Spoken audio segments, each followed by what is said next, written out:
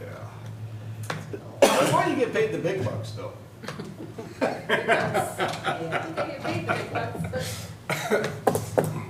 No, I enjoy being out in the field. Yeah. You don't have an extra. Oh, we're live.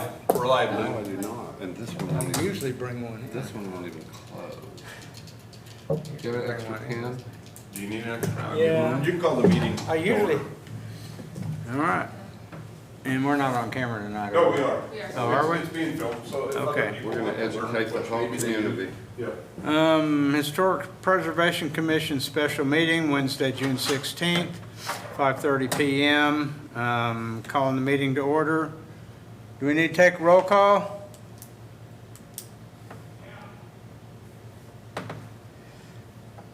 I'll go ahead and take a roll call. Joe Chappell, Here. Patrick Kerr, absent Adam Ropp, absent Valerie Duncan, Here.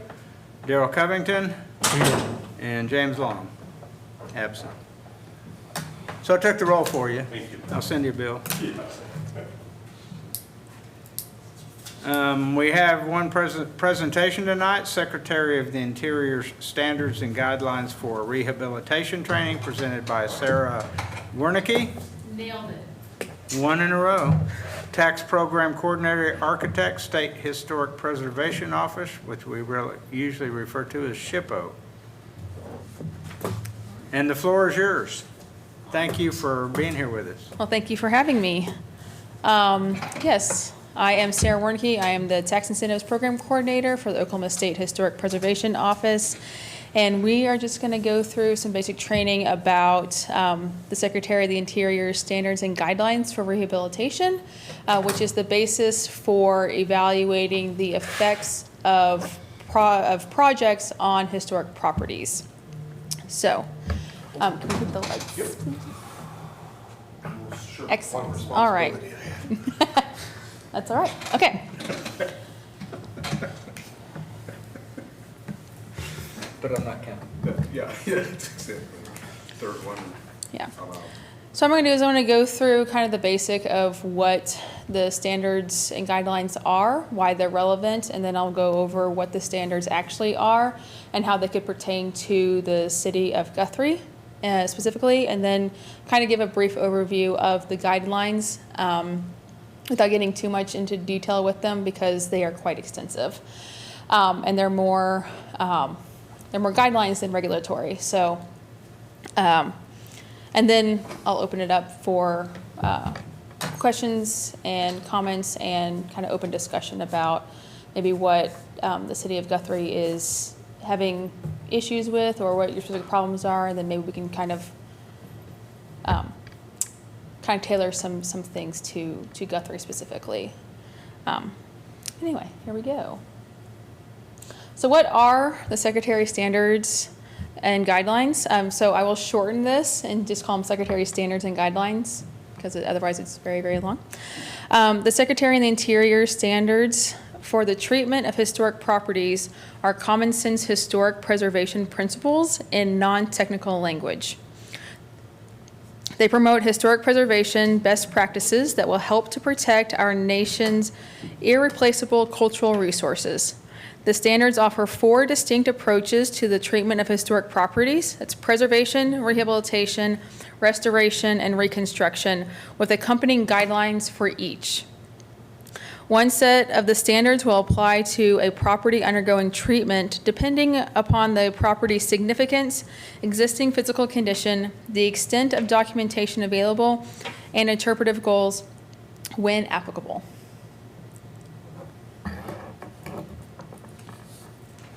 The standards are a series of concepts about maintaining, repairing, and replacing historic materials, as well as designing new additions or making alterations.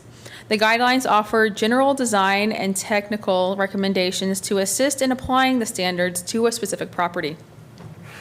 Together, they provide a framework and guidance for decision-making about work or changes to a historic property. The standards and guidelines can be applied to historic properties of all types, materials, construction, sizes, and use. They include both exterior and interior and extend to a property's landscape features, site, environment, as well as related new construction. Federal agencies use the standards and guidelines in carrying out their historic preservation responsibilities. State and local officials use them in reviewing both federal and non-federal rehabilitation proposals. This includes Section 106 projects. Historic district and planning commissions across the country use the standards and guidelines to guide their design review processes. The standards for the treatment of historic properties, codified in 36 CFR 68, are regulatory for all grant and aid projects assisted through the National Historic Preservation Fund. The standards for rehabilitation, codified in 36 CFR 67, are regulatory for the review of rehabilitation work in the Historic Preservation Tax Incentives Program. The guidelines are advisory, not regulatory. The following standards for rehabilitation are the criteria used to determine if a rehabilitation project qualifies as a certified rehabilitation. The intent of the standards is to assist the long-term preservation of a property's significance through the preservation of historic materials and features.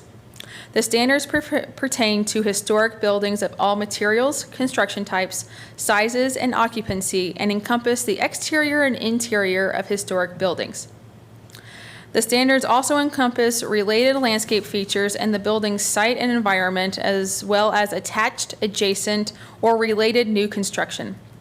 To be certified, a rehabilitation project must be determined by the Secretary to be consistent with the historic character of the structures and, where applicable, the district in which it is located.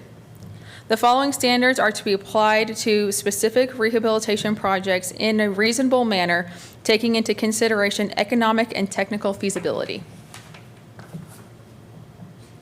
All right, so there are 10 standards, and they apply to all building types, property types, regardless of how big or small they are. So, standard number 1, a property shall be used for its historic purpose or be placed in a new use that requires minimal change to the defining characteristics of a building and its site and environment. So this could be a like-for-like use, such as a historic department store being converted into another retail space, or it could be similar use, like a historic hotel being rehabbed into apartments. What isn't appropriate would be like a church sanctuary or a gymnasium being converted into apartments due to the inherent necessity to subdivide the historically large open volume. Standard number 2. The historic character of a property shall be retained and preserved. The removal of historic materials or alteration of features and spaces that characterize a property shall be avoided. These are what we call character-defining features, and are often indicative of the building's architectural style. In the case of downtown Guthrie, it would be the architectural characteristics of the Italianate, Romanesque revival, Beaux-Arts, classical revival, and commercial architectural styles that make this area so significant. The Guthrie Historic District was listed in the National Register of Historic Places on June 13, 1974, and was listed as a National Historic Landmark on January 20th, 1999. Each property shall be recognized as a physical record of its time, place, and use. Changes that create a false sense of historical development, such as adding conjectural features and architectural elements from other buildings, shall not be undertaken. You don't want to fake history. Each building and district is unique and is therefore assessed against itself and how it communicates its story. Most properties change over time. Those changes that have acquired historic significance in their own right shall be retained and preserved. So, original is not always significant, and historic isn't always original. This is where the nomination and the determination of period of significance is vitally important. If an alteration occurred within the period of significance for a building and or the district, then that alteration is significant and ought to be retained, even if it is not the most aesthetically pleasing.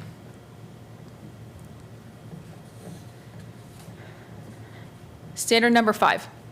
Distinctive features, finishes, and construction techniques are examples of craftsmanship that characterize a historic property shall be preserved. These are specific character-defining features of a building that make it singularly unique. Again, this is highly applicable to the Guthrie Historic District. Are we allowed to stop you and ask questions along the way, or you want to? Sure, why not? Let's do this. But, I mean, if you want to finish up and then we ask questions, that's fine too. Bring it on. Can we back up one slide or two slides to number 4? Yes. We had this issue come up recently, and when you say if the changes occurred, and I think you said during the significant period, in other words, Yep. the period of history that made that building historic in the first place. Yes. How do you define the significant period? Is it, because I think most of what we refer to when we're looking for what's a contributing resource, it's something between 1889 and 1910, Yeah. Yes. as far as when it was built. So if a major change was made to a building well after 1910, would that count as being made during the quote significant period? No. Okay. Okay. That was my only question. Brilliant. Well, Excellent. hardly. All right. Really struggled with the Rosemary's office. And if that is a constant, if that's one of the main issues that we have down here, we can talk about that. Okay. All right, standard number 6. Deteriorated historic features shall be repaired rather than replaced. Where the severity of deterioration requires replacement of a distinctive feature, the new feature shall match the old in design, color, texture, and other visual qualities, and where possible, materials. Replacement of missing features shall be substantiated by documentary, physical, or pictorial evidence. So we run into this one a lot in our rehabilitation projects, and most notably with our historic windows. When a character-defining feature like windows, railings, masonry is deteriorated beyond repair, evidence of the severity of deterioration must be provided as justification for replacement of the feature. Additionally, detailed drawings and product information that compare the original or historic feature with the proposed feature must be provided to ensure that it matches as close as possible.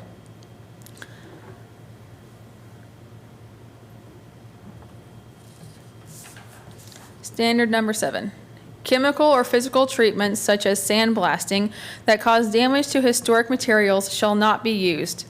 The surface cleaning of structures, if appropriate, shall be undertaken using gentlest means possible. This is to ensure that the material is not damaged and can remain stable and viable for the foreseeable future. The National Park Service has issued specific guidance on how to do most of that work. And can you blast with other media? Like I've heard of eggshells, walnut shells, anything like that. So no blasting whatsoever.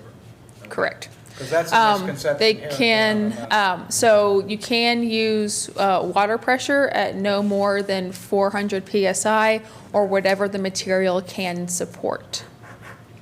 It's hard to get century-old That's brick probably now. why so many of the buildings downtown, the brick buildings have been painted.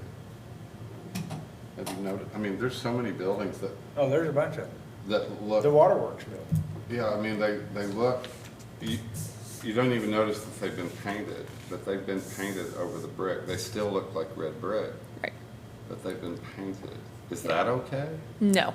Yeah. That is not okay. That is not well, okay. A lot of them have been done. Yes, Oh, I yeah. know. No- Because that was no a doubt thing about they did back in the day. Back in the day. Yeah, and we could talk about that further. In fact, the city painted the waterworks building. Yep. So, Looks a Stan- lot better. yeah. I'm sure it does. Some restoration companies in the past have been known to use water pressure of the, not too much pressure, but then they'd have some sand in the water. Uh-huh. Yeah. Yep. So you gotta be careful. Of who's Yeah. doing what. Well, it works a lot faster that way. Yeah. Yes, it does. Unfortunately, there's a reason. So, and I don't want to run down too far down a rabbit hole, but if you have brick that you want to restore that's been painted, Mhm. and you said they have procedures and in policies on the gentlest way to get that paint off.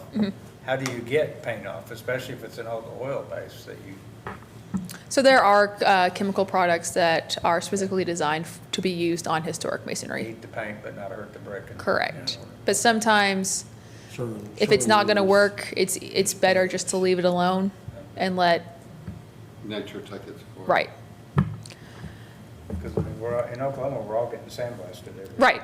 I mean, it's getting sandblasted little by little every year It's because, just a matter of degree, but Right. Yep. The amount of, yeah, the pressure. yeah, the amount of grit in the air.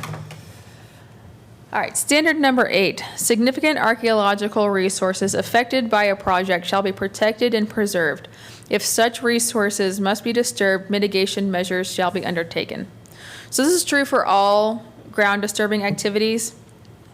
If archaeological resources are found, please contact the Oklahoma Archaeological Survey and the Oklahoma State Historic Preservation Office for guidance on how to proceed.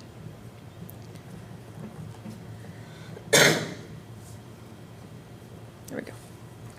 All right, standard number 9. New additions, exterior alterations, or related new construction shall not destroy historic materials that characterize the property. The new work shall be differentiated from the old and shall be compatible with the massing, size, scale, and architectural features to protect the historic integrity of the property and its environment. Again, you don't want to fake history, but you also don't want the new construction to stick out like a sore thumb. This is relevant also to features introduced to a district as a whole, whether directly related to a specific property or building or not. Standard number 10. New additions and adjacent or related new construction shall be undertaken in such a manner that if removed in the future, the essential form and integrity of the historic property and its environment would be unimpaired. The historic building still needs to be able to communicate its story or what made it significant enough to be listed in the National Register of Historic Places initially. Again, this is relevant to new features being introduced into a district as a whole. All right, so those were the 10 standards. And that's it.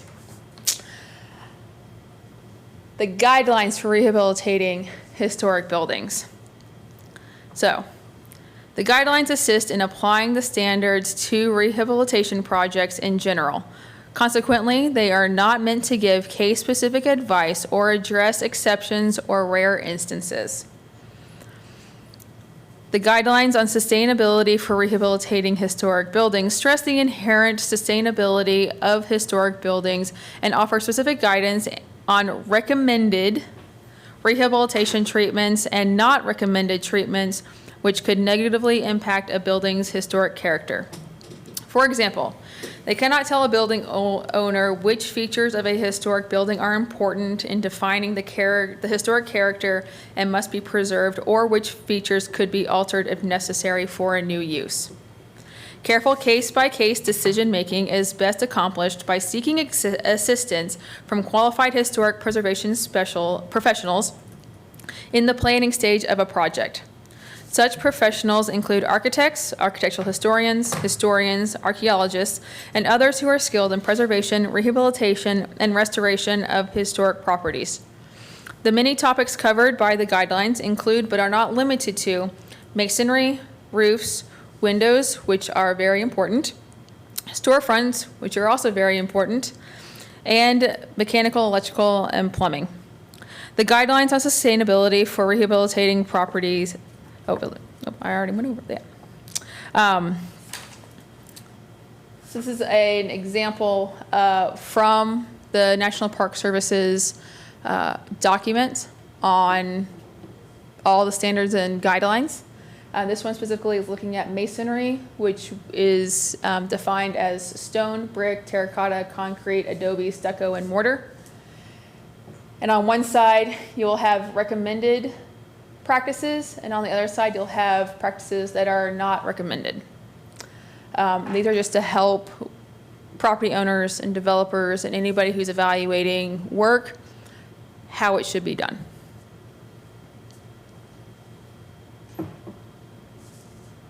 So that was the nitty-gritty. That was the bare minimum. So now I think, yeah, questions, comments, and we can kind of discuss what Guthrie is facing. Yeah, I noticed when we were looking at, we had a window question at our last meeting, and the standard, I think, refers to wood for wood, steel for steel. When you're replacing windows, you want to use the same material. Yes. And in the spirit of full disclosure, I'm the CEO of the State Capitol Publishing Museum, which is one of the most iconic buildings here. No. We've got 142 windows that open and shut. Yes. Some of those windows have been boarded up since 1965, so I think we're going to meet the threshold of replace rather than repair. I mean, Yes. we can't even find a lot of the parts. Right. And obviously, we don't want to, the few windows that are still there, we don't want to restore some windows and then replace others because there's going to be an obvious mismatch. Yes. I've been told by two major window manufacturers, one of whom I'm negotiating with, that might actually donate windows for us. Yeah, ka-ching. Because our other estimate's $429,000. Sounds about right. And I've had this discussion with a lot of people. And obviously, vinyl's not an option, period.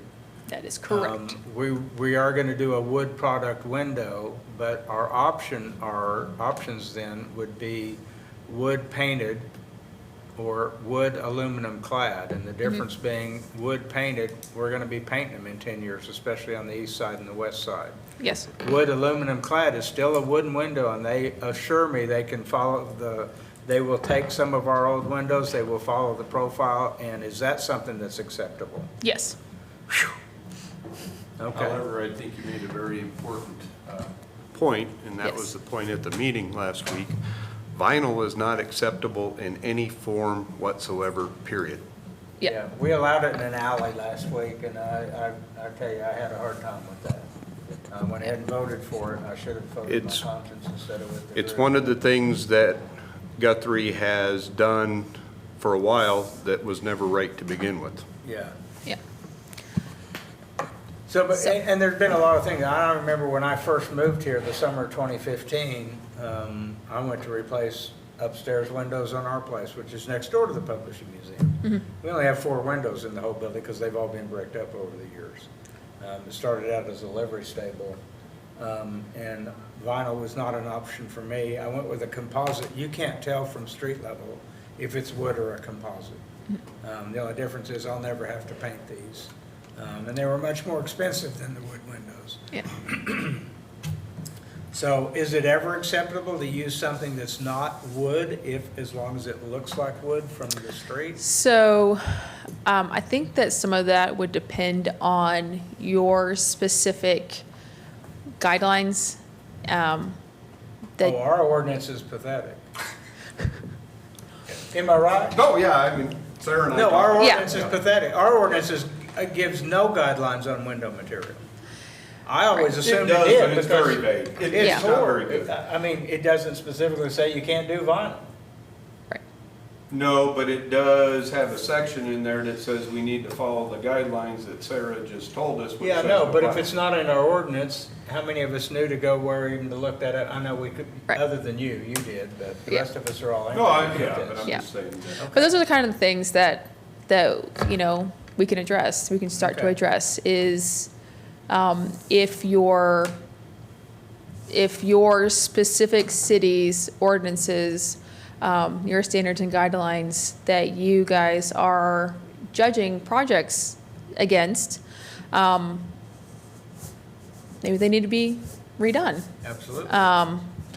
So that can be something that you guys look into in developing in the future is bumping those up a bit and starting to answer some of these questions that have been posed to you for several years now and providing guidance for you and for posterity, for future commissions so that there is consistency across. And we're not.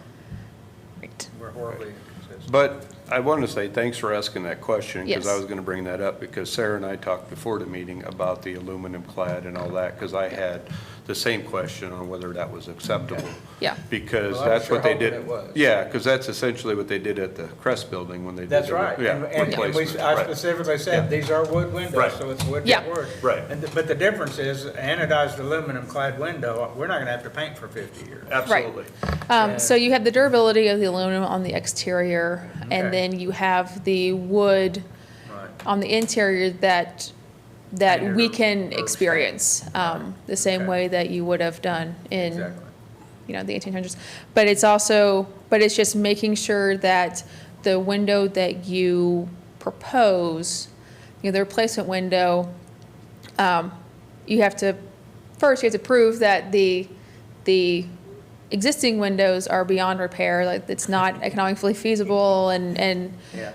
I have done a lot of window surveys when I was on your guys' side of the table, to provide that justification for that it is not economically feasible, it is not, you know, it's not worth it to try to repair or restore the original windows, even though that is, you know, one of the main goals of that specific standard.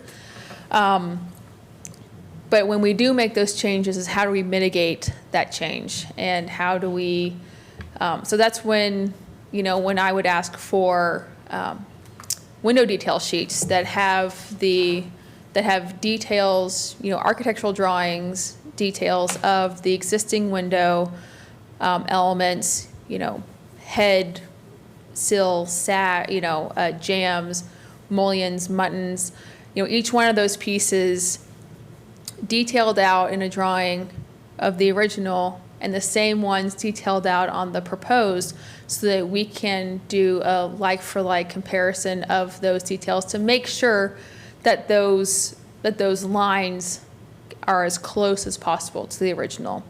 Because part of the, you know, one of the main character defining features of any building are its fenestrations. So it's windows, doors, you know, that pattern, how the light hits those and creates shadows, you know, the depth of them within the wall thickness. Those are all things that really help define the character of not only a building, but in your case, an entire district. So. And this may be out of your arena, and obviously I'm not on city council, so it's not something, but I think Dan and I would like to get together and see if we can get the city council to pass a new ordinance to, from what we have. Do you have any, no, I guess the first half of the question, any resources where we can go for how to put together a good ordinance, or even better, if you could get Dan information on a municipality that you're aware of that has a great ordinance that we can just plagiarize? No, we're not doing that. Okay. Yeah. I didn't know if anybody had a good enough one that was. Well, Guthrie's and I don't unique mean to enough. talk for Sarah, but in that, there's a couple things that I have concerns about. The updated ordinance is the least of it, Okay. to be honest with you. I have looked at numerous different ordinances and things and can come up with one that is good for Guthrie, much like the zoning code, you know. One of the reasons we have the issues we have in Guthrie is because the standard protocol was get X city, change it to Guthrie, and let's implement it. Yeah. And that's why we have the issues we have, whether it's zoning, whether it's HPC, whether, you know, even some of our municipal ordinances. And so we need to go beyond that and say, okay, you know, and you can get information, obviously, and get some good foundation to work with, but we need to make sure that it's for Guthrie in that. And doing the, well, that's a good ordinance, and putting our name on it doesn't do that. Yeah. I've got to say something here too. Go right I ahead. was involved in writing the ordinance in the 90s that is in place now. And it was not a plagiaristic No. exercise. It was No, quite intense with a number of meetings, and it was written specifically for Guthrie, with Guthrie in mind.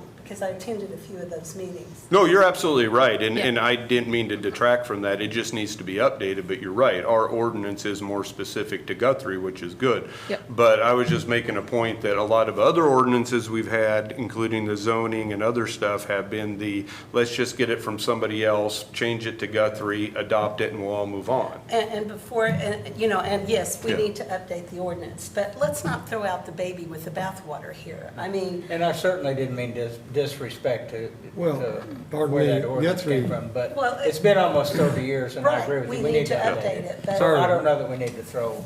Our ordinance should be a model for any other city, because we are one of a kind. I mean, we've got Yes. the largest historic district, we're a national, Historic landmark. So Historic you guys are landmark. very unique in that. so we should be Characteristic. setting the trend for the ordinance that other cities can look at and say, maybe we want to It look helps at your with our ordinance. standard. Right. Yeah. Well, and my thing to go back was not to do like a complete overhaul per se, or, start from scratch or not utilize what we have. Because I do believe it's more of an update to some of the aspects in that, and as kind of what was brought forward before, to probably provide more information in the guidelines and that, so there's a much clearer picture of what the intent is and what we're trying to accomplish or need to accomplish, more so than saying, it's not any good, we're gonna start from scratch. Right, Yeah. But just to refer to the Secretary of the Interior Standards that's gotta be the first Sure. thing. Yeah. Yeah. In the way that we do it. Because and we should all have a copy of those standards, and maybe I do, and I've, during the year, misplaced them. But I don't think I've been given a copy. Well, and I can get those, because it's available on the National Park Service site. Right, And, sure. and as Sarah had indicated, basically the large manual that has more information than, you would ever need in Right. that, is all on there. And so if you guys don't know where to get to it, I, can provide But that if to you're you. If you're a business owner or a building owner in Guthrie, and you're gonna do a restoration or a rehabilitation project, and you need an architectural firm to do that, you should find one that is so familiar with the standards, they can quote them to you. Sure, And Yeah. there are some firms like that, absolutely. and that's who they should be leaning toward in that area. But also to go back to, I don't think the council has any issue per se on getting those updated in that. So, right now, and I was telling Sarah about this, it's kind of a priority issue and workload issue. It's one of my upcoming things to do, but it's just not quite at the forefront yet in that, but it'll be in the near future. Because we have subdivision and a few other things that we need to do as well in that, so but again, it's something that we shouldn't ignore. Did you get a copy of that? Do you have that? Oh, I thought you got one. Daryl needs a red book. I don't think so. You guys can continue, but before I forget. Yep, I don't think so. It's a good read too, and I Yeah. think it's, there's lots of good stuff. I have plenty. There is. But I thought that it's beautifully put together with examples and pictures, and it's obvious that I've never really read anything that I didn't want to. Yeah. But some of our practices have changed over the years, so, because even when I was on your guys' side of the table, I worked on a building restoration, rehabilitation project that was a redo, like it had already been rehabbed in the 90s, and then we were doing it again, 30 years later for another property owner. And some of the things that was deemed just fine, in the 90s, would not be something that we do today. So things have, shifted over time. So yeah, updating it. But yeah, we don't need to start from scratch. You've got a pretty good document there to start off with. Just update it with, our current practices and procedures, and we'll be good to go. So, He's yeah. looking. No, you're talking about paint removal. Yes. Probably about 2005, 6, 7, somewhere along there, I was doing a home, or a real estate inspection on an apartment complex in the Paseo in Oklahoma City, and it had been painted. And the people wanted some tax credits to restore it, and they did it, and it turned out amazing. And it was just a product that Sherwin-Williams has for that purpose and recommended by the Secretary of the Interior Standards, that exact product. So if that becomes an issue at some point, the resources are out there to Yeah. do that. So painting brick. Masonry is a porous material. It likes to breathe. And when you paint it, especially with, acrylic paint or latex paint is basically plastic. It's just liquid plastic. And then when it dries, it becomes just a sheet. And so when you paint something that is porous, you have the potential of getting moisture in and behind within the masonry unit. And if the water has nowhere to go, it's just going to eat that material. And then you have what's called spalling, which is when the delamination of the face of the masonry and it just falls off. And then the raw brick, the raw clay is exposed to the elements and it just deteriorates further. So masonry likes to breathe, so let it breathe. Adversely, wood needs to be painted in order to be protected. So if you have wood that hasn't been painted for a while and it dries out and it can no longer retain paint, then you've got the potential for dry rot, and then that's no good either. So don't paint brick, paint wood. Yeah. So. And there are preservation briefs that give guidance on how to clean and, repoint masonry. And there's also one, so preservation brief number 1 is on cleaning and waterproofing masonry. Preservation brief number 2 is on repointing. And preservation brief number 6 is on the dangers of abrasive cleaning of masonry. So sandblasting and high pressure water. And then it gives guidance on how to do it safely. Yeah. So, Do you know, that building is in the historic district that they've been cleaning the paint off of the brick? Yeah, no. Were they sandblasting, or do you know? Honestly, I do not know offhand. I believe But I mean, they, it's not in the historic district. No, so- but- bowling alley? yeah, I believe Looks a they lot better were than it using. Oh, yeah. Yeah, they were probably using some type of sandblasting, method material, I would guess. Yes, a lot of that material in that building is not brick. It's clay tile. It was originally used for partition walls inside of structural buildings. It's not made for a structure. It's clay tiles. the fire Hollow tile, Clay tiles. like the fire block, or, Yes, yeah. Well, for example, the Wiley Post building, it's a reinforced concrete columns and beams, and all the partition walls were the clay tile brick with plaster. That's the stuff that's on the side, isn't it? Yeah, Yeah, it's, Right. it's very unique looking too. What's this? right, but it's certainly not intended for the use they used it for. That they Right. use it for. Yeah. Yeah. So,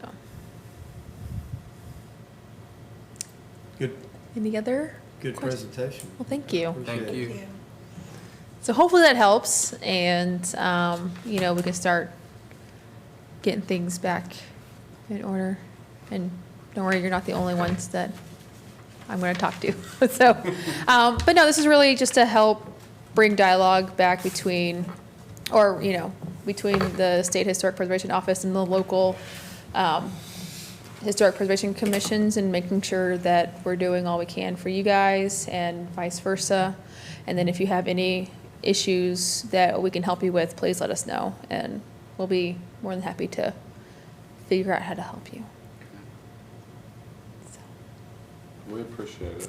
well, thank very you. much. Thank you. Thank you. Awesome. Is the meeting stand adjourned? Do we have any commissioner comments?